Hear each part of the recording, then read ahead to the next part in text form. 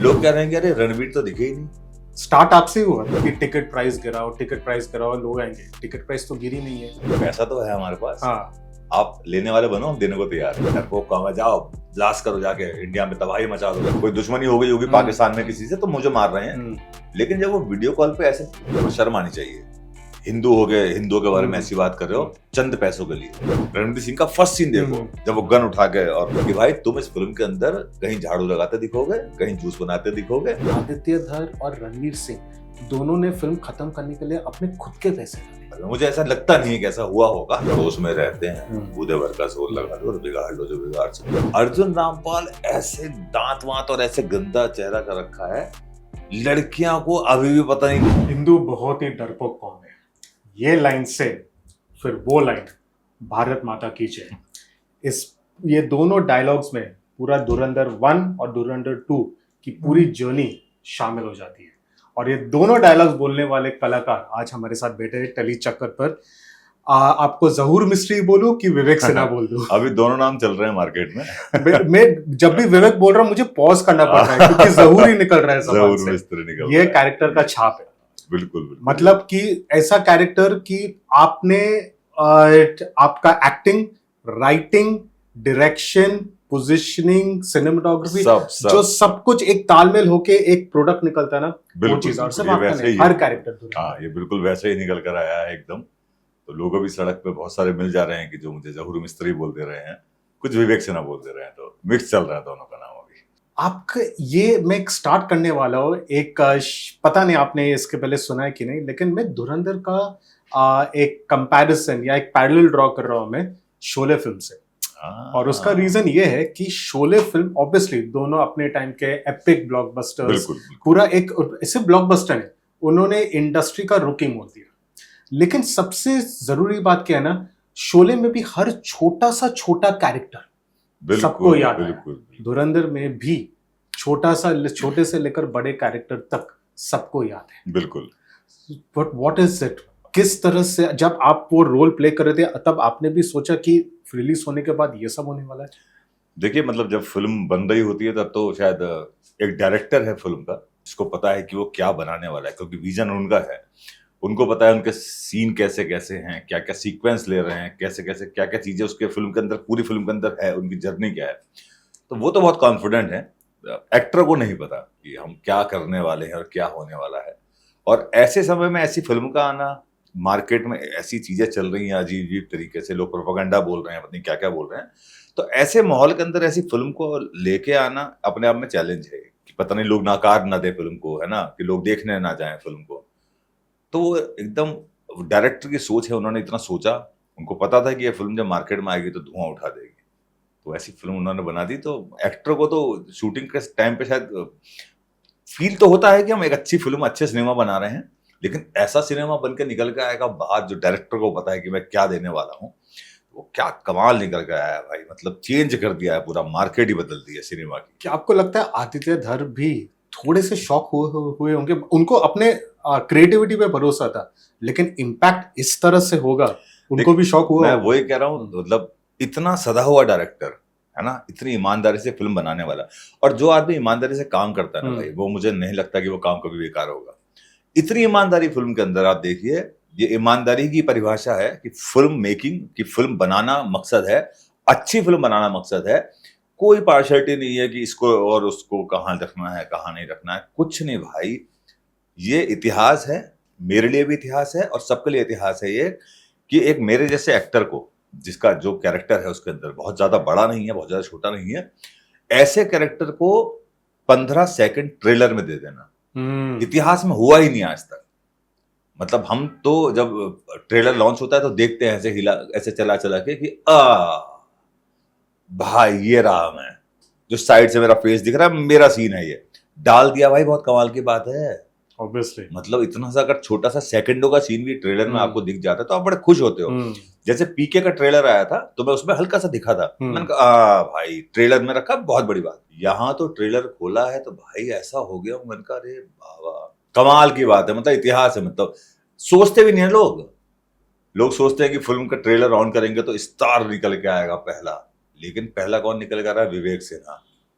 और क्या बोलता हुआ निकल, और क्या स्टैब्लिश ये डायरेक्टर का कन्विक्शन है, जो मतलब उनको अपनी कहानी पे, अपने प्रोडक्ट पे इतना कन्विक्शन है कि वो स्टार नहीं देख रहे हैं। उन्हें पता है वो इतना मजबूत सिनेमा बनाया है भाई, आप जो दिखाओगे आप खुश होकर देखोगे, मतलब आपकी कोई उसमें वो नहीं होगा कि यार ये क्यों और वो क्यों। तो ट्रेलर के अंदर दिखा देना और इतना मजबूत दिखा देना, मतलब मेरे पहले तो मैं शॉक हो गया देख के, और मेरे जितने भी दोस्त हैं वो सभी शॉक हो गए कि विवेक हमें तो एक बार को लगा कि तूने खुद बनाया है ये ट्रेलर यूट्यूब पे पड़ा हुआ है कि ये तूने बनाया है, लेकिन जब हमने देखा कि रणवीर सिंह की पोस्ट पर है, आदित्य धर की पोस्ट का, भाई ट्रेलर काटा है भाई, क्या ट्रेलर बनाया है, गलत फहमी हुई कि आप ही एडिटर हो। तो उन्होंने कहा कि मैंने खुद मैंने अपना बना दिया, आपने एडिटर को गायब कर दिया, आप ही घुस गए एडिटिंग रूम में। तो भाई मतलब देख के तो शॉक हो जाना था। और देखिए वही है कि इतना अच्छा आप इतने दिल से अगर सिनेमा बना रहे हैं, इतने प्यार से बना रहे हैं, इतनी कोई आपके ये नहीं है कि हम स्टार को, और ऐसे वो फिल्म क्या बन के निकल के आई है, मतलब और क्या सपोर्ट है सबका। मतलब आप देखो फर्स्ट पार्ट में लोग कह रहे हैं कि अरे रणवीर तो दिखे ही नहीं। स्टार्ट आपसे ही हुआ था? नहीं फर्स्ट पार्ट, वो फर्स्ट पार्ट की बात कर रहा हूं, स्टार्ट फिल्म की शुरुआत आपसे ही हुई तो जब मैं ट्रेलर लॉन्च पे भी गया हाँ। था तो सर ने मुझे बोला, जब मैं उनसे मिला मैंने कहा सर, तो उन्होंने मुझे बोला कि फिल्म की ओपनिंग आप ही कर रहे हैं। अरे मैंने कहा भाई ये तो सुनने में भी ऐसा हो गया कि धुरंधर जैसी फिल्म की ओपनिंग सीन मेरा है, तो मेरे लिए तो वो सुन के भी बहुत ऐसा था। उसके बाद तो ट्रेलर में सर ने बताया नहीं कि ट्रेलर में भी आएगा, नहीं तो मैं ऐसा शौक ही हो जाता पूरा। तो उन्होंने धीरे धीरे मुझे शौक दिए हैं कि ये ले, फिर ये ट्रेलर में ले, और फिर लास्ट का सीन है मेरा वो इतना सुंदर बनाया है भाई, अद्भुत है भाई। ऐसा सिनेमा बनता रहे ना भाई, मतलब सच में पब्लिक पागल हो रखी है, एब्सोल्यूट सिनेमा जिसको कहते हैं। पब्लिक पागल हो रखी है भाई, मतलब लोग 3-3 बार देख के आ रहे हैं। आपने कब ऐसा देखा कि एक आदमी कह रहा भाई मैं 4 बार देख के आ गया पिक्चर? बहुत कम होता है। और 4-4 घंटे की पिक्चर में आप 4-4 बार देख के आ रहे हैं। इतने ड्यूरेशन के लिए तो है। कहाँ आते 2-2.5 घंटे के पिक्चर में आदमी बोर होता है। धुरंधर ने ये साबित कर दिया कि फिल्म का ड्यूरेशन मायने नहीं रखता है। लोग 4 घंटे के पिक्चर में 1 सेकंड के लिए भी बोर नहीं होंगे, 1.5 घंटे के पिक्चर में भी बोर हो सकते हैं। नहीं बिल्कुल, हाँ बिल्कुल।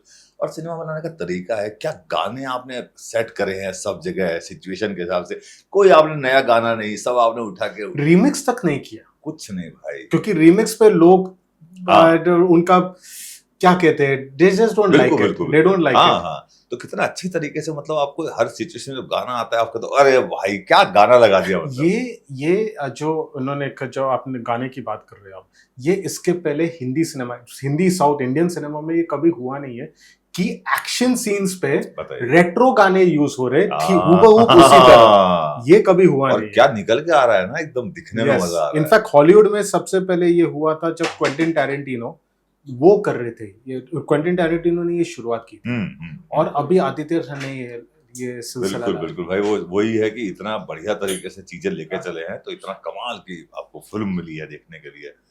मुंबई में 24 घंटे शो चल रहे हैं। हाँ, चलने भी पड़ेंगे ना, 4 घंटे की फिल्म है। मतलब कह दिया है पब्लिक से कि कितने बजे का टाइम चाहिए, 2 बजे का रात को जाओ, 3 बजे जाना है जाओ, 4 जाना है, जब मर्जी यहाँ उठो और जाओ फिल्म देखने। भाई क्या कमाल है, मतलब क्या कितना प्यार मिल रहा है। इन्होंने ये भी डिबंक कर दिया ना कि लोग बोल रहे, जब काफी सारे थिएटर्स बोलते थे, कुछ ट्रेड एनालिस्ट बोलते थे कि टिकट प्राइस गिराओ लोग आएंगे, टिकट प्राइस तो गिरी नहीं है, फिर भी लोग जा रहे हैं। यानी कि सब कुछ आपके फिल्म के ऊपर, मतलब देखिए वही है कि पैसा तो है हमारे पास, हाँ, आप लेने वाले बनो, हम देने को तैयार हैं। जो अंग्रेजी में कहते हैं बैंक फॉर माय बक, मैं बक छोड़ूंगा, आप मुझे बैंक दे दो। बिल्कुल। तो दिया ना वो पिक्चर, लोग टिकट लेके जा रहे हैं, मतलब नहीं तो 100-200 की टिकट भी लोग नहीं जाते, क्योंकि उनको नहीं लग रहा है कि मैं 100 रुपए भी वेस्ट क्यों करूं। आपकी जो ओपनिंग फिल्म आपसे, कांदाहार हाईजैक, इंडियन के हिंदुस्तान के इतिहास में सबसे एक डार्केस्ट डे में से एक माना जाता है, एंड उसमें आपका जो डायलॉग था जो इतना फेमस हो गया, हिंदू बहुत ही डरपोक कौम है, जब आपने वो पढ़ा डायलॉग एज एन आर्टिस्ट को अलग रख के, बट एज एन इंडियन थोड़ा सा आपको एंग्जाइटी, थोड़ा सा आपको फियर लगा कि मुझे ये डायलॉग बोलना पड़ रहा है? ये डायलॉग कोई इंडिया का व्यक्ति बोल रहा होता तो शायद बोलने में सोचना पड़ता और डिस्कशन करना पड़ता कि सर ये अच्छा नहीं लगेगा सर मुझे, मतलब मैं इंडियन ही हूँ। अगर मैं कोई इंडियन कैरेक्टर कर रहा होता तो थोड़ा सा सोचना पड़ता। हम एक्चुअली पाकिस्तानी आतंकवादी की जर्नी दिखा रहे हैं कि एक पाकिस्तानी आतंकवादी है, वो क्या सोच रहा है हमारे बारे में। उनको तो यही पता ना, उनको तो यही सिखाया गया, यही पढ़ाया गया है ना, क्या डरपोक कौम है, जाओ ब्लास्ट करो, जाके इंडिया में तबाही मचा दो, ये तुम्हें कौन रोकेगा। तो वही सोच लेके आया। तो चूंकि आतंकवादी था इसलिए मुझे थोड़ा इजी था कि मैंने कहा हाँ, ये तो मैं अच्छे से दिखाऊंगा कि इनकी सोच कैसी है और ये किस तरीके से चाहते हैं। तो फिर वो उतना अच्छे से निकल के भी आया। मतलब स्क्रिप्ट जो था आदित्य धर और ओजस गौतम के पास, ये सारे एक्टर्स को पूरा स्क्रिप्ट दिया गया था फिल्म से पहले? नरेशन दी जाती है सबको, मतलब फिल्म की नरेशन सुनाई जाती है कि हम ऐसे थे। जितना भी जो भी फिल्म के अंदर बड़े कैरेक्टर हैं उनको सबको एक नरेशन दी जाएगी कि बिठा के भाई ये सब चीजें हम प्लान कर रहे हैं, तो इस तरीके से। तो जो रिडेम्पशन आर्क था, जो पार्ट 1 से शुरू हुआ था आपके कैरेक्टर की जर्नी, और फिर जब पार्ट 2 में वो ड्रग्स का ट्रेड हो रहा था पिंडा के साथ, उनका जो दोस्त आता है अर्जुन रामपाल भी थे उस सीन में, और फाइनली जब रणवीर सिंह वापस आते हैं एक एक करके सबको असैसिनेट कर रहे, जो आर्क था जर्नी का, वो वीडियो कॉल पे लेके आता है अजय सनियाल को और भारत माता की जय आपसे बुलवा। आप जब वो आर्क आपको नरेट किया गया था एज एन आर्टिस्ट कि जस्ट एज अ व्यूअर, बिल्कुल आप कितना शॉक हो गए थे कि क्या सोचा है यार, कैसे देखिए, घुमा के मतलब लाया? एक्चुअली मेरा पहला सीन भी वही था। जब वो पता चला कि ये कैरेक्टर इतने सालों के बाद अभी यहाँ पर क्रिसेंट फर्नीचर के नाम से शॉप चलाता है और इनलीगल काम करता है यहाँ, तो हमजा एक्चुअली यहाँ मिलने वाला है उससे। तो ये बड़ा इंटरेस्टिंग था कि इतने सालों के बाद भाई ढूंढ लिया है ना, कि अभी पता चलेगा। और मैं सिनेमा हॉल में देख रहा था बैठ के, जैसे ही वो एंट्री होती है मेरी, तो लोगों को नहीं पता चलता कि मैं ज़हूर मिस्त्री हूँ। हाँ, थोड़ा फ्लैशबैक, लोग बहुत चेंज यस यस यस, और मतलब वजन 10 किलो कम है उसमें मेरा। हाँ, दिखता है वो जर्नी हाँ, कि ये बंदा यहाँ पर जब प्लेन में है, उसके बाद जब वहां तो अंतर है, हाँ, इतने सालों बाद का ही सीन हाँ, होगा ये। जब एंट्री होती है और पब्लिक नॉर्मल देख रही होती है, वो कहते हैं जाहिद अखुंड नाम है मेरा, है ना, कि जाहिद अखुंड आइए, मुलाकात मिल बैठ आइए आइए आइए। तो पब्लिक फिर जब अर्जुन रामपाल बोलते हैं कि सच्चा पाकिस्तानी है ये, एक समय में ये ज़हूर इब्राहिम मिस्त्री के नाम से मशहूर थे, वो जो म्यूजिक प्ले होता है और कट टू कट वो आता है मेरा, कि हिंदू बहुत ही वो पड़ोस में रहते हैं, वो आता है। तो पब्लिक का जो रिएक्शन आया ना देख के, कि फाइनली, क्योंकि पब्लिक, मैंने बहुत लोगों से बात करी जब पहला पार्ट आया था, लोग कह रहे भाई कहाँ गया वो, हाँ वो तो गायब हो गया, मतलब वो तो पहले सीन के बाद गायब ही है, पूरी पिक्चर में नहीं है, तो मतलब उसका क्या होने वाला है भाई, उसका तो इंतजार है हमें। तो जैसे ही पता चलता है कि, और वो फिर जब हाथ मिलाता है हंसते हुए, तो लोगों को कहता है भाई बहुत मजा आता है उनको। और फिर फाइनली जब वो मरने वाला मुझे सीन, और भयानक मौत मिली है कैरेक्टर को, मिलनी भी चाहिए, हाँ, मिलनी भी चाहिए। तो उसमें कितना मजा आ रहा है कि फोन कॉल्स पे बात कर रहे हैं और क्या प्यारे तरीके से बोल रहे हैं कि यार यार ज़हूर एक काम कर देगा मेरा, कर देना यार, वो 21 साल पहले एक बात रह गई थी, क्या रिएक्शन था, पूरा कर देना। तो वो मैं देख रहा हूँ, अरे भाई मतलब 21 साल के बाद मुझे ढूंढ लिया मेरे अपने एरिया में आके, घर में घुस के कि आपने मुझे यहाँ, मुझे तो क्या, मैं तो नॉर्मल जिंदगी चल रही थी ना, अब तो मैंने वो सब नहीं कर रहा था, मैं क्राइम ऐसा वाला, ये इनलीगल सब कर ही रहा था, ड्रग्स वगैरह का, लेकिन वो ढूंढ लेना। और उसके बाद हमजा तो नहीं पता मुझे, चलो हमजा सामने बैठा हो, गन लेके बैठा हो, ठीक है, कोई होगा, कोई दुश्मनी हो गई होगी पाकिस्तान में किसी से, तो मुझे मार रहे हैं। लेकिन जब वो वीडियो कॉल पे ऐसे अजय सान्याल की फोटो दिखती है, तो भाई अच्छा, और वो कहते हैं पहचान लिया, मैंने कहा भाई हालत ही खराब हो जा रही है, मतलब डर लग गया। मतलब आप सोचिए उसके चेहरे पे आपको दिखेगा वो घबरा गया है बुरी तरह, मतलब घिग्गी बन जाना कहते हैं ना, कि अब समझ में आ गया कि भाई कितना चौड़े में बोल के आया था ना मैं इसको, अब ये होगा काम। तो जब हॉल के अंदर भारत माता की जय मैंने पहली बार बोला, मैंने बोला है 4 बार, पब्लिक ने सुना 1 बार, क्योंकि पब्लिक ने 6 बार खुद बोला फिर भारत माता की जय, इतना शोर मच गया। मैं कह रहा था, मैंने कहा सुनो सुनो मैं और बोल रहा हूँ अभी।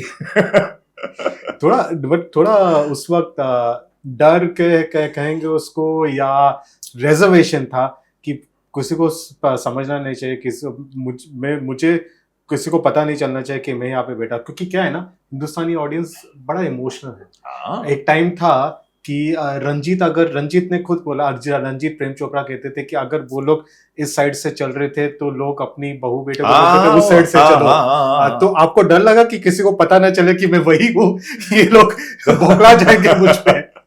तो क्या वो, मतलब, और ये देखिए, मतलब बड़ा मजा आ रहा है, अच्छा भी फील तो बहुत कमाली है इसमें। मजा आ रहा है कि लोग कह रहे हैं कि कमेंट्स हो रहे हैं, इतने सारे कमेंट आ रहे थे, डीएम आ रहे हैं कि भाई पहले की फिल्मों के विलन्स को देख के जो गुस्सा आता था ना, वो तुम्हारी कहीं शक्ल गायब देख हो के गया था गुस्सा इनकी आ रहा है से। भाई, Yes, उतना ही। yes. मतलब आज भी मैं भी आ रहा था तो मुझे एक बंदा मिल गया, कह रहा नाइस एक्टिंग, कह रहा लेकिन भाई बुरा लगा था। Sorry sorry. बोलना पड़ता है, मतलब कि हाँ। अगर उसको बुरा लग रहा है तभी कह रहा है ना कोई यस, आदमी। या तब आपने काम अच्छे से किया। हाँ, और वो तभी कह रहा है। यस। और मुझे तो मैं कह रहा हूँ कि बहुत ही खुशी की बात है, हमारी देशभक्ति इतनी स्ट्रांग है ना कि हम फिल्म में भी नहीं सुनना चाह रहे हैं कुछ भी। सामने से मुंह तोड़ दें किसी का, सामने तो गला दबा दें किसी का, हम फिल्म के अंदर भी नहीं सुनना चाह रहे हैं कि कोई ऐसी बात बोल दे किसी भी तरीके की, वो एक पाकिस्तान का कैसे बोल दे। तो मुझे तो ऐसे बहुत सारे एक मैसेज किया किसी ने कि तुम्हें शर्म आनी चाहिए, हिंदुओं के बारे में ऐसी बात कर रहे हो चंद पैसों के लिए। उसने लिखा, मैंने उसको बहुत अच्छी बात बोली। मैंने उसको बोला कि अगर मुझे पाकिस्तान का एक टेररिस्ट दिखाना है कि वो कितना खूंखार है, कितना क्रूर है, कैसे गर्दन काट दे रहा है, कैसे बदतमीजी कर रहा है खड़े होकर, क्या एटीट्यूड मेंटेन कर रहा है, तो क्या मैं उसके लिए पाकिस्तान से एक आतंकवादी बुला के लाऊं कि भाई आप ही कर दो सीन, क्योंकि आप अच्छा कर पाओगे? हमें दिखाना पड़ेगा ना। और हमारे माध्यम से आप तक बात पहुंची, आपको समझ में आया कि एक्चुअली वो इसके बारे में आपको पता ही नहीं था कि अगर ये जहूर मिस्त्री जिस समय सीक्वेंस चल रहा था तो वो कितना खतरनाक था।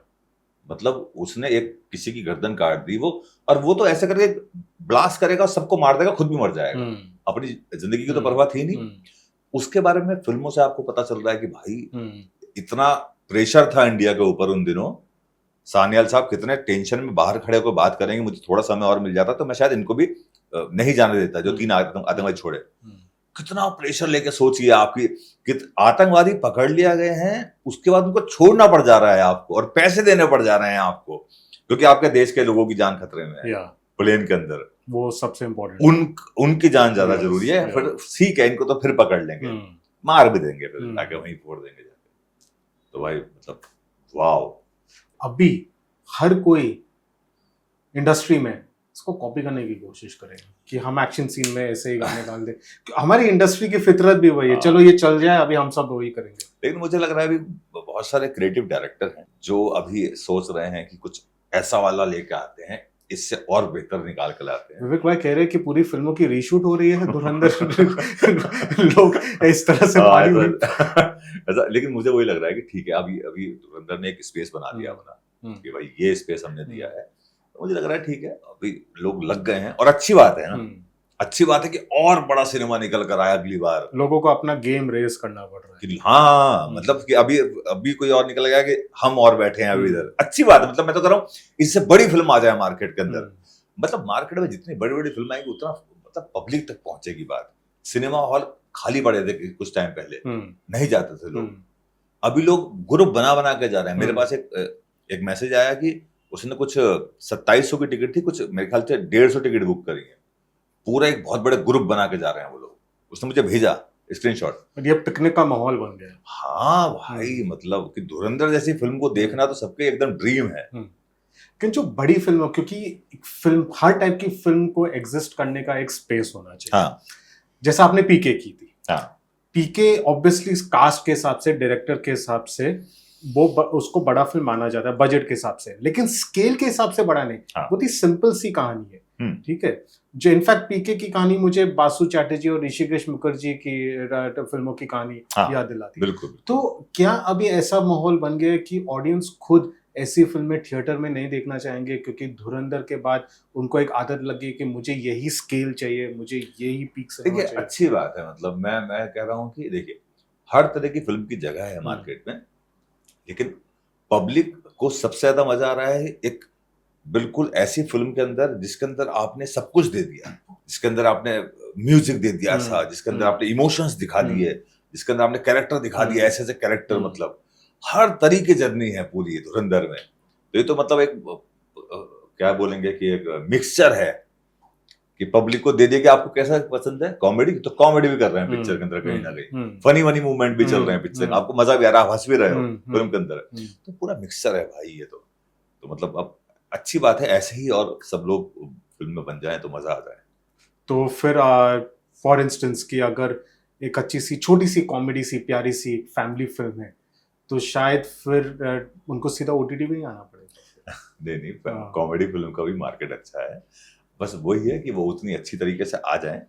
अभी जैसे पब्लिक की डिमांड चल रही है, देखिए पब्लिक ही है जो बना रही है, फिल्म मेकर तो फिल्म बना रहे हैं, पब्लिक ये बनाती है, पब्लिक बिगाड़ती है। के मतलब पब्लिक को टच कर गई ना फिल्म, हाँ, तो वो आपकी क्या तरीका हो सकता है, वो आप कॉमेडी फिल्म के अंदर भी ऐसा क्या डाल सकते हैं, तो बहुत सारी कॉमेडी फिल्में बड़ी हिट गई हैं, हाँ, है ना, तो आप ऐसा क्या डाल के दे रहे हैं पब्लिक को कि पब्लिक फिल्म देखने के बाद अपने दोस्त से बोल रही है कि मैं देखा भाई वो फिल्म देख के आप, अरे भाई बहुत आफत है, जा जल्दी जा, ये वाली बात अगर आप दे रहे हो तो वो आपकी हर पिक्चर बहुत ऊपर है, सब चलने वाली है। एक और रीजन क्या हो सकती है कि फिल्म इतनी रियलिस्टिक लगती है, एक ऑलमोस्ट एक लेजीनेस ऐसा लगता है कि खास करके हिंदी फिल्म इंडस्ट्री के अंदर एक लेजीनेस आ गया था कि हम स्टूडियो के अंदर शूट करें, ग्रीन स्क्रीन डालें, उसके सामने हम अपना एक्शन सीन बनाएं और उसके बाद पोस्ट प्रोडक्शन में बाकी सब कुछ ऐड करें। देखिए एक्सपेरिमेंट है ना, हर कोई कुछ ना कुछ नया, जैसे समय चेंज भी हो रहा है तो बहुत एक्सपेरिमेंट हो रहे हैं, तो हर आदमी ट्राई कर रहा है कि कुछ और बेहतर,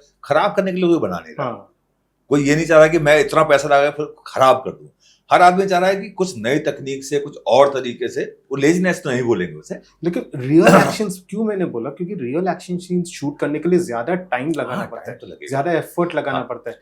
लेकिन मैं कह रहा हूँ कि अगर ये वाला भी तरीका कामयाब है तो बहुत अच्छी बात है ना, अगर ये वाला कोई एक्सपेरिमेंट कर रहा है तो ये भी अच्छा तरीका है, ये तो बेस्ट है ही, लेकिन अगर कोई निकाल के ले आता है कुछ नया तरीका, और ये होना भी चाहिए, हर जितने भी लोग लगे हुए हैं कि कुछ ना कुछ जो अलग अलग सोच रहे हैं कि ऐसा भी ट्राई करते हैं, ये भी तो सोच का परिणाम है ना धुरंधर।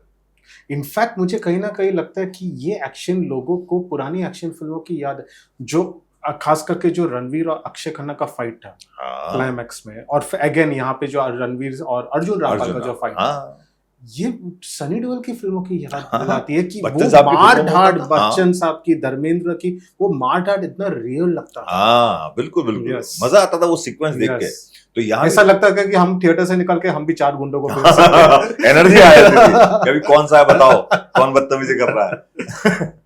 तो आप ये देखो ना, इसका पहला सीन देखो, रणवीर सिंह का फर्स्ट सीन देखो, जब वो गन उठा के और चल रहा है वो आज जसकीरत, यस, जब वो अपनी बहन वाला सीक्वेंस है, मतलब आप पागल हो जाओगे हॉल के अंदर, मतलब क्या सीक्वेंस शूट किया और क्या एनर्जेटिक सीन है, मतलब पब्लिक चिल्ला रही थी, मतलब पहले मोमेंट से हुक ऐसा कर दिया कि भाई, और वो जो क्या इमोशंस पकड़ रखे हैं, वो अपनी बहन से मिलने का टाइम पे वो रोंगटे खड़े हो गए देखते ही, भाई क्या किसी ने बहुत सही कहा था कि एक्शन बिना इमोशन खाली लगता है, इसमें इमोशंस बहुत सारे हैं। बिल्कुल देखिए, इमोशंस के मतलब आपने मेरे इमोशंस को हर्ट किया तभी तो मुझे गुस्सा आया, एग्जैक्टली, वरना क्यों कर रहे हैं एक्शन, मैं क्यों मार रहा हूँ आपको, है ना, तो अगर मैं मारते हुए हंस रहा हूँ तो फिर मजा नहीं आएगा ना, अगर मारते हुए मेरी वो इमोशंस भी साथ में कैरी करें कि क्यों मार रहा हूँ, तो नफरत जो आपको लेके है मुझे, तो मजा आएगा ना देख के कि हाँ भाई वो दिख रहा है कि भाई नफरत भरी पड़ी है इसके अंदर। चलिए, अभी 3 एक्टर्स के साथ जो 3 अहम किरदार है इस फिल्म के, उनके साथ आपके सीन्स थे। रणवीर सिंह कहते हैं वॉल्केनो ऑफ एनर्जी बस निकलते रहता है। बिल्कुल, मेरा सौभाग्य रहा है कि मैं 2-3 बार उनको इंटरव्यू कर चुका, पद्मावत के टाइम पे और बाजीराव मस्तानी, जयेश भाई जोरदार के टाइम पे, और एक चीज मैंने नोटिस किया कि इंटरव्यू के पहले फुल एनर्जी, हंस रहे, जोक कर रहे, जैसे कैमरा ऑन होता है इंटरव्यू शुरू हो जाती है, इतना डीप हो जाता है, इतनी स्मार्ट बातें निकलती है। वो ऐसे ही थे सेट पे। बिल्कुल भाई, देखिए यही है, मतलब ये एक इंसान को, एक एक्टर को, मतलब मुझे लगता आना भी चाहिए, उसको अपना दायरे पता होना चाहिए कि कब मुझे कैसा रहना है। तो भाई रणवीर सिंह बिल्कुल सही पॉइंट बोला है कि जब वो सेट पे आए हैं तब उनका एनर्जी का लेवल कितना स्ट्रांग है, वो सबसे कैसे मिल रहे हैं, और जैसी एक्शन हो रहा है फिर आप उनके अंदर डेप्थनेस देखो, उनका जो डीप कितना है, वो उस चीज को लेके, वो कैरेक्टर को लेके कितना अंदर से अंदर चल रही हैं चीजें, वो चेहरे पर दिख रहा है सब, बहुत कमाल भाई, तो कमाल के इंसान है, मतलब यार इतना, मतलब आपको एनर्जी दे देंगे सेट पर कि आप ना चाहते हो अच्छा काम करोगे। मतलब आप अगर थोड़ा डल हो रहे हो तो हेलो करते हैं भाई, बढ़िया एकदम, खुद ये चलता फिरता तो ऐसा कर देंगे कि मतलब हाँ ठीक है सीधा बैठो, चलो करते हैं, इतना आपको ऐसा कर देते हैं भाई, कमाल की एनर्जी, बहुत कमाल एनर्जी। क्या सेट पे कोई, मतलब कि बिना डायलॉग से अलावा, सीन के अलावा, जो पर्सनल जो इंटरैक्शंस होते हैं एक्टर्स के सेट पे, क्या मोमेंट्स रहे आपके उनके साथ? मेरे सीन पे ही बहुत डिस्कशन चल रहा था, जब मैं वो नीचे लेटा हुआ हूँ तभी हम बहुत सारी बातें हो रही हैं, क्योंकि वो पूरा सेटअप लग रहा है ना, वो ऐसे कुर्सी पे बैठे हुए हैं और मैं ऐसे नीचे बैठा हूँ, तो बहुत सारी बातें चल रही हैं, बोल रहे हैं कि अच्छा है, गन पकड़ के, और बढ़िया बढ़िया, रिलैक्स, एकदम अच्छा दिख रहा है, बढ़िया दिख रहा है, कुछ खाते रहो, चॉकलेट खाओगे? तो मैंने कहा मेरे मुंह में ब्लड है अभी। तो मैंने कहा शूटिंग के बाद तो मतलब इतना रिलैक्स कर, उनको भी दिख रहा है कि वो एक एक्टर है, उसका वो अच्छा एक सीन है, और फिल्म का भी सीन अच्छा है वो, तो जितना अच्छा निकल के आएगा, तो अगर वो मुझे थोड़ा सा और रिलैक्स कर रहे हैं बात करके या कुछ करके, तो अच्छी बात है, मतलब भाई, मतलब नहीं तो हर आदमी अपने अपने बारे में सोचता है। जब फिल्म के अंदर हर कोई फिल्म के बारे में सोचता है, तो ऐसे धमाके हो जाते हैं पिक्चर में। बहुत बढ़िया। सेट पे इतने सारे बड़े कलाकार होने के बावजूद सेट पे कोई भी स्टार नहीं था, करेक्ट? नहीं भाई, नहीं, ये फिल्म के अंदर भी आप देखो ना, स्टार नहीं है कोई। एग्जैक्टली। कहानी कभी भी रणवीर के ऊपर पूरी तरह फोकस नहीं भाई, और मतलब जैसे हम लोग कभी कभार देखते हैं साउथ फिल्मों में ज्यादातर देखता हूँ, जब हीरो आती है सब लोग मतलब हीरो को देखकर बस बस बस वैसा बस, कुछ नहीं है। कुछ नहीं है भाई, कुछ नहीं है, कहानी ही मतलब स्टार है इसकी, तो मतलब सबके साथ पूरा न्याय किया गया, जिसको जितना चाहिए उतना उसको दिया गया है, जो कहानी की रिक्वायरमेंट है। ऐसा नहीं कि इनको हम ज्यादा देके दिखाएंगे और इनको कम। पहली फिल्म में देखा आपने कि रणवीर सिंह दिखे ही नहीं, लोग कह रहे हैं कि अक्षय खन्ना साहब ने माचिस ऐसे करके जला दी और फेंक दी, ब्लास्ट कर दिया, बहुत तगड़ा। क्या काम किया है भाई, मतलब अक्षय खन्ना अक्षय खन्ना अक्षय खन्ना ऐसा हो गया। लोग कह रहे हैं कि वो जो गाने के सीक्वेंस में आ रहे हैं तो रणवीर पीछे खड़े हैं। कितने लोग लिख रहे हैं कि भाई अरे ये तो इसमें रणवीर खड़े पीछे, हमें तो दिखे ही नहीं। बहुत सारे हीरोज ये करेंगे। हाँ, लेकिन वो फिल्म की डिमांड थी, उन्होंने एक्सेप्ट किया इस बात को, है ना, कि उनसे जब स्टोरी सुनी होगी तो पता चला होगा ना कि भाई तुम इस फिल्म के अंदर कहीं झाड़ू लगाते दिखोगे, कहीं जूस बनाते दिखोगे, कहीं हीरो पिट रहा है, बताइए। बहुत ही सिक्योर आता, हीरो पिट रहा है, मतलब, है ना। तो ये सब कुछ सुनने के बाद ही तो कर रहे हैं ना। तो उन्होंने एक्सेप्ट किया कि भाई करते हैं, क्योंकि उनको ये भी पता है कि अभी जो भी चलेगा उसके बाद जो आएगा फिर वो बढ़िया वाला धमाका करने वाला हूं, कि अगर तुम लोगों के पटाखे खत्म हो गए तो मैं अपना धमाका शुरू करूं। सही डायलॉग है बिल्कुल। इनफैक्ट फर्स्ट पार्ट खत्म होने के बाद जब काफी लोग मुझे बोल रहे थे, मैं कुछ और जो सीनियर जर्नलिस्ट है लोग बोल रहे थे पार्ट 2 के लिए रोको, ये पार्ट 2 में उनका पूरा बस बस बस, और क्या दिखाया ना आपको, क्या वेरिएशन दिखाई आपको, क्या चेंज दिखाए, इमोशंस का क्या भाई, बहुत मजेदार बाबा, कमाल कमाल। एक मुझे पूछना बनता है, पता है नहीं आपको ये बात वेरीफाई कर सकते हो आप या वेरीफाई नहीं कर सकते हो, लेकिन कई बहुत सारी जगह से सुनने में आया है कि फिल्म इतनी लंबी बनी थी, कुछ लोगों को डाउट हो रहा था, स्टूडियोज में डाउट हो रहा था, जो कि कॉमन है क्योंकि इतनी लंबी फिल्म दो हिस्सों में, और उसके वजह से आदित्य धर और रणवीर सिंह दोनों ने फिल्म खत्म करने के लिए अपने खुद के पैसे डाले। ऐसी बहुत सारी खबरें मार्केट में चल रही हैं, मुझे एग्जैक्ट जानकारी नहीं है इसके बारे में, मुझे ऐसा लगता नहीं है कि ऐसा हुआ होगा, क्योंकि जियो अपने आप में बहुत बड़ा नाम है। उन्होंने बोला भी, जब हम लोग एक उसमें थे अपना ट्रेलर लॉन्च पे, तो उन्होंने बोला, ज्योति देशपांडे जी ने, कि भाई आदित्य ने तो हाथ पकड़ा कि एक फिल्म बनानी है और लेके चल दिए हैं, बस फिर चले ही जा रहे हैं, चले ही जा रहे हैं, चले ही जा रहे हैं, और फिर आज आपके सामने यहाँ खड़े हैं। तो अभी फिल्म आई नहीं है, उससे पहले ही वो कॉन्फिडेंट है, मतलब उनके चेहरे पे, उनकी बातों से लग नहीं रहा कि उनका नुकसान हो गया। आप समझ रहे हैं? अभी फिल्म आई भी नहीं है मार्केट में, ट्रेलर लॉन्च हुआ है, वहां वो इतनी कॉन्फिडेंट होकर बोल रही हैं कि उन्होंने कहा चलो तो हम चल दिए, बस कि चलो बनाते हैं कुछ, कितना बनाना है वो भी नहीं पता। तो वहीं से समझ में आ गया कि उनको भी बताया भाई क्या बन के निकला है। एक पुराने एक आर्टिस्ट के बारे में, विंसेंट वैन गॉग करके एक मशहूर पेंटर थे, उन्होंने कहा था कि every artist knows when he has created good art. बिल्कुल, उसके बाद वेरिफिकेशन की जरूरत नहीं। सच्चाई है, बिल्कुल सच्चाई है भाई, बिल्कुल सच्चाई है। माधवन के साथ फिल्म की शुरुआत, धुरंधर की जर्नी की शुरुआत वहीं से स्टार्ट होती है। How was doing the scene with Madhavan as an actor and as a person also on set, कैसा था?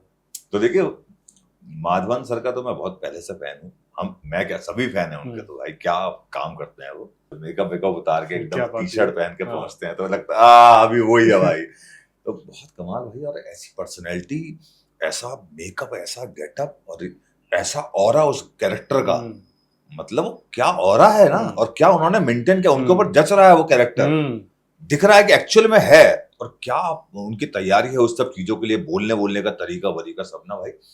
तो जब वो एंट्री कर रहे हैं तो बस मैंने उनको देखा और मैंने कहा अरे ये देखिए आप, क्या कमाल एनर्जी दिख रही है। तो बस हाय हेलो सर बोला, तो हाय हाय, तो बोला, मैंने कहा सर मैं तो बहुत पुराना फैन हूँ क्या।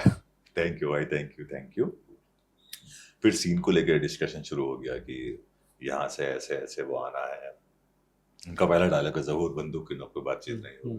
मजा आया जब उनका सीक्वेंस शूट हो गया, जब मेरा सीक्वेंस शूट होने लगा। हाँ। तो जब अभी मेरा मेरा मेरा क्लोजअप और मेरे सीन लगे हुए हैं, तो उनका कोई डायलॉग नहीं है। हाँ।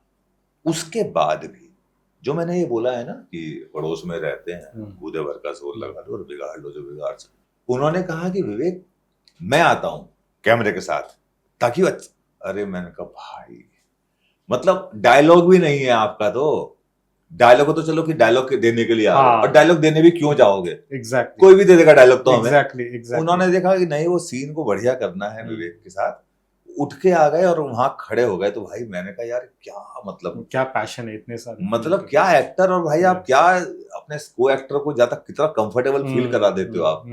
वो वहां, और वो ऐसा नहीं कि ऐसे ऐसे खड़े हो जाना है, वो ऐसे घूम के जाना पड़ा उनको, प्लेन वाला है तो ऐसे रो से क्रॉस करके वहां से गेट से फिर वो जब मैं बोलूं तो वो पीछे खड़े हुए हैं वो, और वो उनका वही लुक है, मुझे घूर रहे हैं आंखों से। अरे मैं कहा सर थैंक यू। देखो मतलब कि मतलब क्या जरूरत थी उनको कि ठीक है विवेक अपना कर रहा है देख के कर देगा। उनको लगा कि नहीं, मतलब ये रेस्पेक्ट है को एक्टर के लिए, ये रेस्पेक्ट है, मतलब के लिए हाँ ये रेस्पेक्ट है कि चलो उसका वो अच्छा निकल के आना चाहिए सीक्वेंस। तो भाई क्या प्यार है और क्या कमाल इंसान है भाई, मजेदार। और फाइनली अर्जुन रामपाल, वो एज अ पर्सन ऑल्सो जब भी मैं उनसे मिला मुझे लगता है थोड़े से रिजर्व्ड है, थोड़े अपने में रहते हैं, ऐसे ही थे। तो मैं वैसे बहुत फनी है भाई, मैं उनसे मतलब अर्जुन रामपाल जी से मैं तो पहले भी मिल चुका। एक पार्टी में था, नवाब भाई हैं, बड़े भाई, बहुत मानता हूँ उनको। तो उन्हीं के साथ एक पार्टी में गया होता, तो वहाँ थे, तो वहाँ बातचीत हुई। तो वो बहुत, एक तो क्या आवाज है उनकी, और आवाज भारी है, बहुत भारी आवाज, कितना डेप्थ में होकर बात करते हैं वो, तो बहुत अच्छा। तो फिर अभी सेट पर भी जब सीन में थे, तो मेरा जो वो एक बारिश में आने वाला सीन है, तब तक वो उनका गेटअप चेंज किया, तो कह रहे अरे चल रहा है scene. Good good good good. मतलब बहुत कूल लोग हैं भाई, मतलब कोई एटीट्यूड नहीं, कोई स्टारिज्म नहीं कि हम लोग स्टार हैं, तुमसे कोई बात करनी है, तुमसे कोई बात करनी है, वो सबसे गले मिल लेना। तो भाई वही है, मतलब ये हुआ कि एक सी एनर्जी मिल गई पूरी, परफेक्ट यूनियन, सब कुछ मतलब। हाँ वो सृष्टि चाहती है ना कुछ बनाना, तो ये मुझे लगता है सृष्टि ने खुद बनाई है पिक्चर। वो सब चुन चुन के रख दिया कि भैया ये लो पूरा स्टॉक कर दो काम। वो शाहरुख खान साहब के डायलॉग था, जब आप पूरी शिद्दत से चाहते हो कायनात लग जाती है आपको। हाँ, तो वैसे ही वाला कुछ हुआ है भाई। कहीं ना कहीं एज एन एक्टर आपको लगता है कि अर्जुन रामपाल को ऑडियंस, इंडस्ट्री भी उतना क्रेडिट नहीं दे, बिकॉज वो मॉडल बन के आए थे, और एक सोच होती है कि मॉडल से प्रिटी फेस होते हैं, ठीक है, इसलिए उनको कास्ट किया जाता है। एंड वो 2000s में तो बहुत कमाल के हैंडसम, कमाल के, यस, वो अलग ही लेवल के हैंडसम, सच में जो ऐसा लगा था वो जो मर्दों के लिए टॉल डार्क एंड हैंडसम, तो उन्हीं के लिए बने, एक पहचान बन गई। सो आपको लगता है उसके वजह से अर्जुन नेशनल अवार्ड जीत चुके लोगों को याद नहीं है, अर्जुन रामपाल को क्रेडिट नहीं मिला अपनी एक्टिंग के लिए। दोनों का मैं पैरेलल बताना चाहूंगा, दोनों को बिल्कुल पैरेलल स्थिति में रख देता हूँ, अक्षय खन्ना और अर्जुन रामपाल। मतलब दोनों ने क्या क्या फिल्में दी हैं, और क्या मतलब पागल कर रखा था लोगों को एक टाइम पे, है ना। लेकिन अब जब वापस आए हैं तो वापस ऐसी एनर्जी में लौट कर रहे हैं, दिखा दिया कि मतलब आराम से हम भी हैं। तो दोनों ही बहुत कमाल है भाई। और अर्जुन रामपाल साहब तो मतलब अभी इसमें तो क्या, उनका जो सेकंड सीक्वेंस में जो, और पहला जो उनका वो ट्रेलर में जो डाला गया है, वो क्या खतरनाक सीन था उनका वो। और बाद में जब वो बाल बाल काट के आ रहे हैं तो भाई दिखता है वो कोई जल्लाद ही खड़ा है सामने ना, वो जल्लाद ही दिख रहे थे सामने खड़े हुए, मतलब पिताजी को मार देता। हाँ उससे बड़ा खतरनाक भाई, वो क्या डेंजर भी, मतलब। तो वो जब हम ट्रेलर लॉन्च पे गए थे तो वो बोल रहे थे रणवीर सिंह कि अर्जुन रामपाल ऐसे दांत वांत और ऐसे गंदा चेहरा कर रखा है, लड़कियां को अभी भी पता नहीं क्यों हॉट लग रहे हैं। बोल रहे थे मतलब स्टेज पे, तो मैंने कहा भाई ये तो क्या मजेदार बात है कि लड़कियों को अभी भी हॉट लग रहा है भाई, कितने भी गंदी स्थिति में अगर ऐसे वैसे गेटअप कर रखा है खतरनाक सा, उसमें भी हॉट। तो पागल है भैया लोग उनके लिए। True true true. एक शुरुआत में हमने बात की थी, और ऑब्वियसली धुरंधर की बात होगी तो इसके बिना तो हो ही नहीं सकती। जब पार्ट 1 भी आई थी, बहुत सारे क्रिटिक्स थे, ठीक है, नाम ना ऑब्वियसली नहीं लूंगा, लेकिन कुछ क्रिटिक्स थे, उन्होंने ऐसा लगा था कि वो लोग धुरंधर को बोल रहे प्रोपेगेंडा, लेकिन ऐसा लग रहा था उनके रिव्यू में प्रोपेगेंडा था। हाँ, कि वो लोग उसी इनफैक्ट इतना था कि एक रिव्यू था लिटरली वो रिव्यू को उतारा गया था। आपको पता है शायद मैं किस रिव्यू के बारे में बात कर रहा हूँ। तो अभी भी वो लोग बोल रहे कि इसमें बहुत सारा प्रोपेगेंडा है। रणवीर का एक कमाल का डायलॉग है जब सारा अर्जुन को पता चलता है कि उसकी असलियत क्या है, वो बता रहा है कि हमें आपके मुल्क से कोई प्रॉब्लम नहीं है, हमें उन लोगों से, ये हमारा जंग उनसे है जो आपके मुल्क में ये आतंकवाद फैला रहे हैं और हमारे देश से ज्यादा वो आपके देश को नुकसान पहुंचा रहे हैं। हाँ, यस, आई थिंक वो पूरा फिल्म को समराइज करता है। उसके बाद भी लेकिन ये प्रोपेगेंडा वाली बात खत्म नहीं हो रही है। बिल्कुल। और हिंदुस्तानियों की भी ऐसा लग रहा है कि पाकिस्तानी नहीं बोल रहे, वो लोग उसको पायरेट करके देख रहे, वो लोग मजे ले रहे हैं। यहाँ पे एक लोग प्रोपेगेंडा की बात कर रहे हैं, क्यों जब ऐसी देखिए, मतलब मुझे ऐसा लगता है कि मुझे तो पता नहीं, ऐसा लगता है भाई इनकी भी जरूरत है मार्केट में। अब हम इनको बिल्कुल नहीं नकार रहे, क्योंकि कुछ परसेंट, देखिए वही एक रेशियो अगर लगाते हैं तो 100% में 90% हिंदुस्तान फिल्म के साथ खड़ा हुआ है, 90% खड़ा हुआ है। 10% लोग हैं जो कहीं चौराहे पे 4 लोग खड़े होकर बोल रहे हैं, 3 लोग बोल रहे हैं, कोई माइक पा के बोल दे रहा है, कोई अपनी वीडियो बना के बोल दे रहा है, क्या ही फर्क पड़ जाएगा इनसे। आप रेशियो देखिए ना, अगर आप ये कहो कि फिल्म के साथ तो 10% लोग हैं, वो लोग भी फिल्म देख चुके हैं, टिकट उन्होंने भी ली है। मैं कह रहा हूँ अगर फिल्म के साथ आप ये कहो कि यार फिल्म के साथ तो 10% लोग हैं, उनके साथ 90% है, तब तो वही हो भी सकता है। आप सही करो, 90% लोग फिल्म के साथ खड़े हैं भाई, हिंदू मुस्लिम सिख ईसाई सब दबा के पिक्चर देख रहे हैं, हॉल भरे पड़े हैं लोगों से, बोलते रहिए ठीक है। पाकिस्तान के आतंकवादियों के खिलाफ है, कोई लॉजिकल आदमी ये नहीं बोलेगा कि पाकिस्तान में आतंकवादी ने टेरर स्पॉन्सर नहीं करते। आतंकवादी छोड़ी, वो हर देश में कोई ना कोई शायद आतंकवादी है, वो लोग टेरर लिटरली स्पॉन्सर करते हैं। कोई एक अच्छा इंसान ये भी नहीं बोलेगा कि पूरा पाकिस्तान खराब है, टेरर लोग स्पॉन्सर करते हैं। बिल्कुल बिल्कुल। तो जब भी बात आती है पाकिस्तान में टेररिज्म दिखाने को, कुछ लोगों को ऐसा क्यों लगता है कि हम सारे मुसलमानों के खिलाफ फिल्म बना रहे हैं, ये कंपैरिजन क्यों हो जाता है? मैं वही कह रहा हूँ, देखिए वो 10-5% लोग हैं जिनके पास मुद्दे होते नहीं हैं, तो वो कहीं ना कहीं कुछ अच्छी चीजों में निकालते हुए कि भाई इसने अच्छा ये हो रहा है तो कुछ क्या पॉइंट ढूंढे, ये तो जबरदस्ती का पॉइंट है। मेरे पास इतने सारे डीएम आए हैं पाकिस्तान से, विवेक सर लव यू, बहुत अच्छी फिल्म बनाई है, मजा आ गया, क्या रोल किया है, उनको भी पता है असलियत क्या है। मतलब वो इतने कई सारे हैं। तो मैंने एक से पूछा, मैंने कहा तूने पिक्चर कहाँ देखी? तो वहां तो रिलीज भी नहीं हुई, सबसे तो वो लिख रहा है कि सर नेटफ्लिक्स पे, वॉइस नोट पे। अरे मैंने कहा नेटफ्लिक्स तो बेटे पहली पिक्चर आई है, दूसरी कहाँ देख ली तूने अभी? तो फिर उसने मुझे स्क्रीनशॉट भेजा जिसमें बहुत सारी साइड है, कह रहा हमारे पाकिस्तान पूरा यहाँ से देखता है। मतलब कि जहाँ पे यहाँ पे सारे वो पायरेटेड साइट्स पे उन लोग ने बैन लगा दिया, वो सब वहां पे चल रहा है। भैया इतने, मतलब मैं कह रहा हूँ पाकिस्तान में इतना प्यार मिल रहा है ना, लोग ढूंढ ढूंढ के फिल्म देख रहे हैं कि कहाँ मिल जाए, और अच्छा लग रहा है उनको। मतलब कोई मुझे पाकिस्तान से गाली नहीं दे रहा कि भाई क्या दिखा रखा है पाकिस्तान के लिए, कह रहा भाई बहुत, मतलब वहां से एक भी गाली नहीं है, वहां से कोई जो 10% गाली आ रही है वो पाकिस्तान ऐसा आ रहा है और बहुत अच्छा आ रहा है। तो मैं वही कह रहा हूँ कि वहां के लोग खुश हो रहे हैं, उनको भी ऐसा सिनेमा चाहिए। फिल्म भाई है तो इंसान ना, और है तो हमारे भाई। अगर ऐसे वाले हटा दिया जाए वो पार्टीशन वाला मामला, तो एक ही साथ देखते ना सारे बैठ के हम। क्रिकेट टीम मैं तो हमेशा ये सोचता हमारी क्रिकेट टीम क्या होती, कोई भी नहीं हरा पाता। हाँ सच में। तो मैं वही कह रहा हूँ कि कितना मजेदार है कि लोग इतना खुश हो रहे हैं पिक्चर देख के, कहीं ना कहीं ढूंढ के देख रहे हैं, जबकि बैन कर रखी है। उनको इस बात का अफसोस है कि बैन क्यों कर रखी है पिक्चर यहाँ, यार इतनी बढ़िया फिल्म बनाई है। सिनेमा तो सबको पसंद है ना, और ऐसा सिनेमा सबको पसंद है। तो लेकिन भैया उनकी स्थिति वैसे ही बहुत खराब चल रही है पाकिस्तान की। सच बताऊं, तेल देख लीजिए 300-350 रुपए लीटर।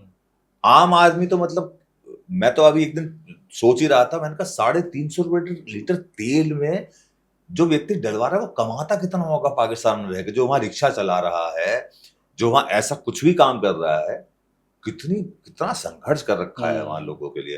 तो आम पब्लिक तो सभी जगह की अच्छी होती है, ये पाकिस्तान के में भी बहुत प्यारे प्यारे लोग हैं, ऐसे मुझे तो कभी नहीं लगता कि पूरा पाकिस्तानी मैं कभी नहीं Obviously, बोलता। कोई भी देश हर ऐसा जगह अच्छे लोग हैं, Yes. और हर जगह गरीबी है, हर जगह अमीरी है ना, हर जगह बहुत सेंटिमेंट्स जुड़े हुए हैं लोगों के। तो पाकिस्तान के बहुत लोग हैं जो हिंदुस्तान को बहुत प्यार करते हैं आज भी, वो इसे अपना, वो अभी भी अपना समझते हैं। तो लेकिन ठीक है जो चीजें हैं, तो मुझे बड़ा अफसोस होता है कई बार उनकी वो देख के कि 250 रुपए किलो और ये सब क्या स्थिति कर दी है, बताइए, बेकार। फाइनली इसके ऊपर एक सवाल कुछ पूछना है मुझको कि ये एक जब फोरम रेडिट होता है, वहां पे किसी ने डाला था कि 2004 में हमजा वहां पे गया था, जो जिसके ऊपर ये कैरेक्टर बेस्ड था। 2009 में रहमान दकेत की मौत हुई थी। 2011 में कश्मीरी अर्जुन रामपाल के कैरेक्टर की मौत हुई थी। और 2014 जनवरी में जब मनमोहन सिंह पीएम थे, तब एसपी असलम चौधरी की मौत हुई बिल्कुल। तो लोग इस पे कुछ सवाल उठा रहे कि टाइमलाइंस मैच नहीं हो रहा है क्या। जब आपने स्क्रिप्ट, जब आप फिल्म बना रहे थे, तब कोई टाइमलाइन की बात हुई थी? कुछ किसी ने सोचा था कि बस कहानी दिखा रहे थे, ये टाइमलाइन की बात अभी निकल के कैसे निकल के आ रहा है? लेकिन टाइम तो सारी मैच है ना। मैं 2022 में मरा हूँ, उसमें कब दिखाया आपको? सारी मैच ही कर रखी है, जब जब इंसिडेंट हुए हैं, जैसे जैसे हुए हैं। ठीक है, तो बातें हैं सारी कि अब ये नहीं मैच करा, और आपने 9 तारीख बोल रहे हैं कि मतलब, और आपने 9 तारीख क्यों नहीं दिखाई, 8 क्यों दिखा दी? ये तो 8 में मरा था, ये तो प्रोपेगेंडा बना रखा है, 9 दिखा रखी है। तो सिर्फ बातें हैं। ये मतलब ये वही लोग बोल रहे हैं कि जिनको शायद कैमरा भी पकड़ने नहीं आता है। नहीं, ओके। सिर्फ फिल्म भी सोच नहीं सकते कैसे बनती। एक बहुत ही खूबसूरत डायलॉग, किस्मत की एक बड़ी अच्छी बात है, कभी भी बदल सकती है, तब तक सब्र और नजर। जैसे मैंने कहा कि I love Ranveer Singh a lot. लोग, कई लोग इंडस्ट्री में ऑबिचुरी लिखना, जैसे कुछ फिल्में नहीं चलती, लोग खत्म, पैकअप, ये वो। और कुछ टाइम से उनकी फिल्मों का कुछ चल रहा था। It was not a good phase. Her actor up and down, खासकर जो लीड एक्टर्स होते हैं, पूरी उनको जिम्मेदारी अप एंड डाउन ज्यादा मायने रखता है, ठीक है। एंड सो ये हुआ था। रणवीर सिंह ने तब तक नहीं बोला। कुछ लोग कह रहे थे कि रणबीर कपूर रेस में बहुत आगे चला गया, अभी क्या होगा। चुपचाप अपना काम किया और वो धुरंधर लेके आया। क्या आपको लगता है कि ये कहानी के साथ साथ उनके रियल लाइफ का भी एक बहुत बड़ा रिडेम्पशन हुआ है? देखिए, मुझे ऐसा लगता है रणवीर सिंह के जो फैन है वो रणवीर सिंह के फैन है, और वो जिंदगी भर वाले फैन है। मतलब फैन कभी आपको, जो आपका फैन बन गया है वो आपका फैन ही है। ट्रू। वो कभी ये नहीं कहेगा, मतलब वो ये नहीं कहेगा अरे यार क्या, वो फाइट कर लेगा आपसे, अरे यार भाई कोई बढ़िया फिल्म लेकर आओ ना यार। अगर फिल्म अच्छी नहीं, उसमें भी कुछ अच्छा पॉइंट निकालेंगे। अरे है ना। तो फैन फॉलोइंग उनकी बहुत तगड़ी है भाई, और वही है कि उन्होंने उतने इत्मीनान से वो चीजें। और आप सोचिए, मतलब जब आपको ऐसे ट्रोल किया जाता है तो कितना अजीब सी स्थिति हो जाती है कि आपकी, अरे ये नहीं है और ये नहीं हो रहा है, ये नहीं हो रहा है। उसके बाद भी वो संयम से रहना कि वेट आ रहे हैं एनर्जी भी कभी कम नहीं। कि रुक जाओ अभी आ रहे हैं भाई, थोड़ा इंतजार कर दो, थोड़ा सा टाइम और दे दो। तो ये कितनी प्यारी बात है, मतलब इस बात से बिल्कुल भी वो नहीं होना, बिल्कुल भी लाइफ को लेके भी या किसी भी तरीके को लेके। तो ये भी बहुत बड़ा एग्जांपल है। इसका बॉक्स ऑफिस रिकॉर्ड कभी कोई फिल्म तोड़ पाएगा? अभी तक तो भाई क्या ही आफत कर रखी है ना, मतलब कभी टूटेगी इसकी बॉक्स ऑफिस? मतलब पहले कभी 100 करोड़ की हम रेस में हुआ करते थे, है ना। अभी 500 करोड़ का रेस कम लग रहा है। हाँ, कि पहले 100 करोड़ की रेस होती थी कि भाई 100 करोड़ पहुंच गई पिक्चर। अभी तो एक दिन में 200 करोड़ पहुंच जा रही है। आई डोंट थिंक सो कि भाई अभी तो फिलहाल तो मुझे नहीं लगता, लेकिन आगे कुछ बड़ी फिल्में हैं, अगर वो उतनी मजबूती से आ जाएं, और मैं तो कर रहा हूँ अगली फिल्म 5000 करोड़ पहुंच जाए, तो रिकॉर्ड्स बनते रहेंगे, फिल्में चलती रहेगी, तो अच्छी बात है ना। और बड़ी फिल्म बन के आए कोई और, है ना, मतलब और कोई बहुत इससे भी तूफान पिक्चर मचा देगी, लोग बोरिया बिस्तर लेकर हॉल में बैठ जाए जाके कि भाई हम तो देख के जाएंगे, नहीं मिलेगी टिकट। तो एक एग्जाम्पल बना दिया भाई, बहुत अच्छी बात है। तो धुरंधर की कहानी खत्म हो गई कि पार्ट 3 आने का कोई चांस है? देखिए भाई, मुझे ऐसा लगता है कि अगर आदित्य सर ने फिल्म को यहां बंद कर दिया, अगर उनके पास इससे अगली स्क्रिप्ट है तो बहुत स्ट्रांग ही होगी। अगर वो लेके आएंगे तो ऐसा तो मुझे नहीं लगता वो करेंगे कि फिल्म उन्होंने देखी कि वाओ 2 पार्ट धमाके हो रहे हैं तो अगला पार्ट भी ट्राई करते हैं, तो ऐसा तो वो नहीं करने वाले। जो ऐसी फिल्म बना रहा है भाई, वो तो मतलब ही नहीं है लाने के लिए सिर्फ नहीं कि पब्लिक ने कहा कि 3rd पार्ट, तो मुझे नहीं लगता। अगर उनके दिमाग में है तो फिर अगला पार्ट तो मुझे लगता है पता नहीं क्या करने वाला होगा, मतलब बिल्कुल नहीं, अंदाजा नहीं है, क्योंकि फर्स्ट के बाद सेकंड, फिर थर्ड तो मतलब missile. It was amazing Thank you. talking to you, जहूर मिस्त्री साहब उर्फ विवेक से। बहुत बहुत शुक्रिया। विवेक से ना उर्फ जहूर मिस्त्री ने बोला ऐसा था। भी कर सकते मैं हैं, बोलूंगा जहूर मिस्त्री उर्फ विवेक से। ऐसा भी कर सकते हैं, ऐसा भी कर सकते हैं। बट कितनी अच्छी बात है, सेट के ऊपर, सेट के पीछे, पर्दे के पीछे क्या क्या हुआ जी, था, जी, जी। कितनी सारी बातें जी, आपने जी, बताई। जी। Thank you for that and congratulation. जैसा हमने कहा था, ये एक मशीन के सारे पुर्जे एक साथ जुड़े तब जाके ये फिल्म बनी। तब जाके तो फिल्म आपको बनी। भी बहुत बहुत बहुत शुक्रिया भाई, बहुत बहुत बधाई शुक्रिया। उसके लिए। और कमाल का फिल्म Thank बनाए, you, thank ऐसे you, ही thank हमें entertain थैंक यू करते सो रहिए। Much, thank you, Thank thank so you, thank you much. So much, thank you. तो हाय नमस्ते, मेरा नाम है विवेक सिन्हा और अभी आपने फिल्म देखी धुरंधर, जिसमें मैं जहूर मिस्त्री का रोल कर रहा हूँ। तो भाई मैं आया हूँ इस टाइम TCX में, जिसका एक नाम और है टैली चक्कर। तो मजा आएगा, एक बहुत बढ़िया इंटरव्यू है हमारा भी, तो आपको मजा आएगा। इसको सुनते रहिए, देखते रहिए और अपना प्यार ऐसे ही दिखाते रहिए। Love you, bye bye, take care.